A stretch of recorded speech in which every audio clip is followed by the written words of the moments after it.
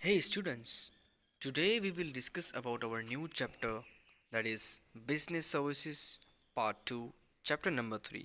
In this chapter we will discuss about bank in detail. Hey students, this is our new chapter number 3, Business Services 2. In this chapter we will discuss about bank and the services related to the bank. Okay? Like e-banking and other associate services in this chapter.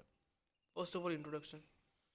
Importance of commerce in increasing the present time in commerce apart from the trade banking is considered as its auxiliary services. Banking industry is very useful to industries, agriculture and other fields in addition to trade. यानी कि व्यापार करने के लिए जो bank बहुत ही important thing है, right. जो भी ट्रांजैक्शन होते हैं थ्रू बैंक होते हैं, फाइनेंस की ज़रूरत होती है बैंक देती है, anything. Okay, institution providing the service of banking is called the bank. जो इंस्टीट्यूशंस सर्विसेज यानी सेवा प्रोवाइड करती है बैंकिंग की, that is bank. The first book of the world started in Geneva. सबसे पहली बैंक जिनीवा के अंदर स्टार्ट हुई थी इन 1407। The word bank is derived from the Italian word banco, B-A-N-C-O, that means banco. Evidence of the activities of the bank are also found in the ancient time. This word emerged in the Roman Empire, where the moneylenders known as Macella, moneylenders को क्या बोलते थे? Macella, used to establish their small temporary shops on a long bench called as banco. वहाँ पर bench के ऊपर temporary shops open करते थे, तो वहाँ से बैंको वर्ड निकला, BANCO, bank. Within a close friends the word banco and bank have been derive from this. तो इसी तरह बैंक वर्ड वहाँ से डिराइव हुआ।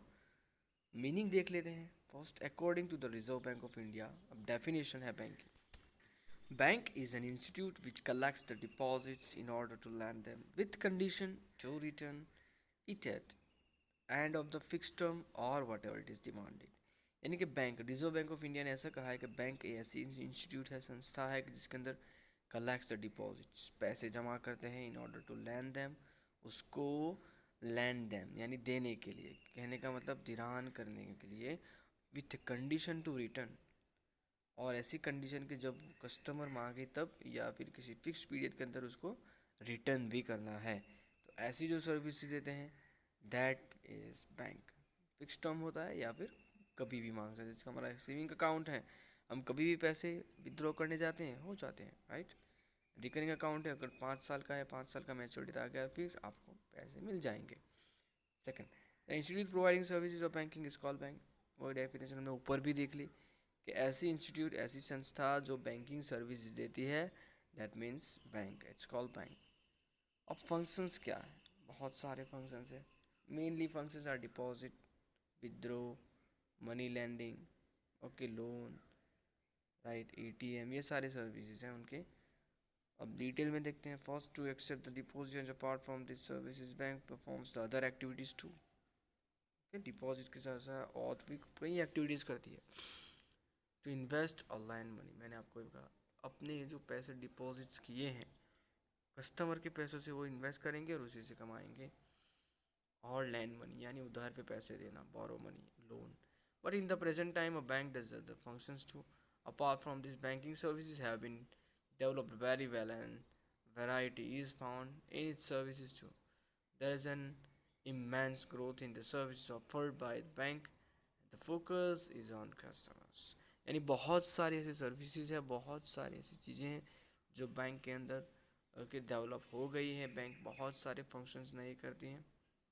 Functions of bank can be divided into two parts: main functions and subsidiary functions, like primary functions and subsidiary functions.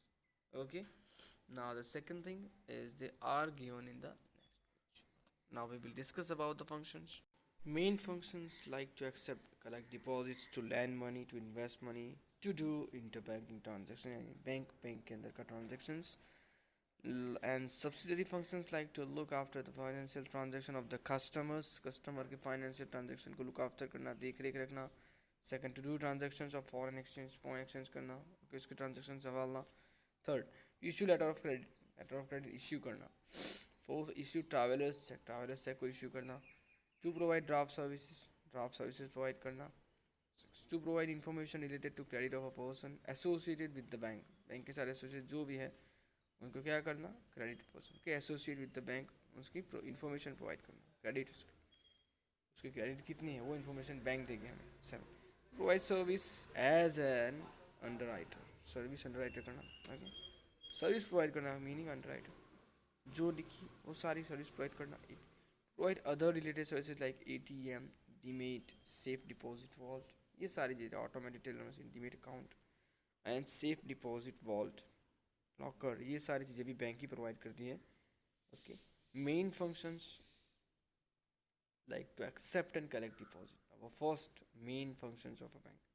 Bank accepts some surplus account as a deposit. The bank pays interest to the deposit holder.